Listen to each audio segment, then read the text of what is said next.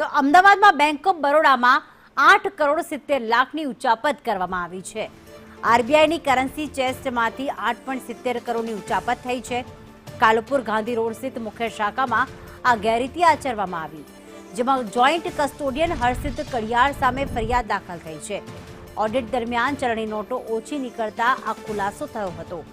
500 રૂપિયાની 174 જેટલી રીમ ઓછી જણાતા આ ખુલાસો થયો। આરબીઆઈના કુબેર પોર્ટલમાં ખોટા સર્ટિફિકેટ અપલોડ થયા હતા। એક્સેલ શીટ અને રેકોર્ડમાં ચેડા કરીને આ ગેરરીતિ આચરવામાં આવી હતી। ત્યારે કાલુપુર પોલીસે ગુનો દાખલ કરી તપાસ હાથ ધરી છે। હિમાંશુ પરમાર અમારી સાથે જોડાઈ ગયા છે।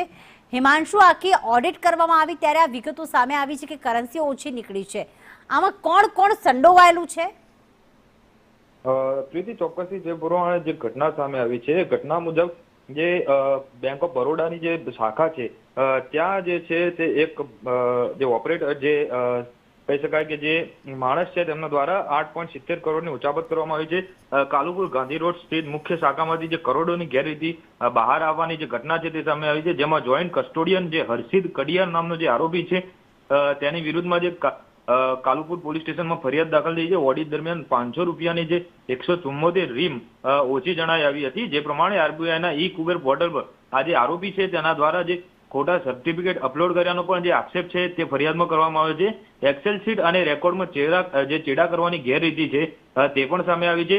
અને આ ઉચાપત કર્યા બાદ જે આરોપી છે હર્ષિત કડિયાળ તે પોતે તાવ આવ્યાનું બહાનું કાઢીને રજા પર ગયેલો હતો અને ત્યારબાદ જે બે કર્મચારીઓ સાથે જે બેંક ખાતે પહોંચે છે અને ત્યાંથી જે રાત્રિના દરમિયાન જે બોક્સ લઈને પસાર થઈ રહ્યો હતો તે દરમિયાન સિક્યુરિટી ગાર્ડને જે શંકા જતા સમગ્ર મામલો જે બહાર પડ્યો છે।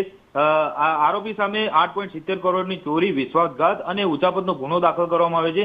કરોડોની ગેરરીતિ મામલે જે કાલુપુર પોલીસ સ્ટેશનમાં જે છે આરોપી જે હર્ષિત કડિયાર છે તેની વિરુદ્ધમાં ફરિયાદ દાખલ કરીને વધુ તપાસ કાલુપુર પોલીસે હાથ ધરી છે। આભાર હિમાંશુ તમામ વિગતો માટે।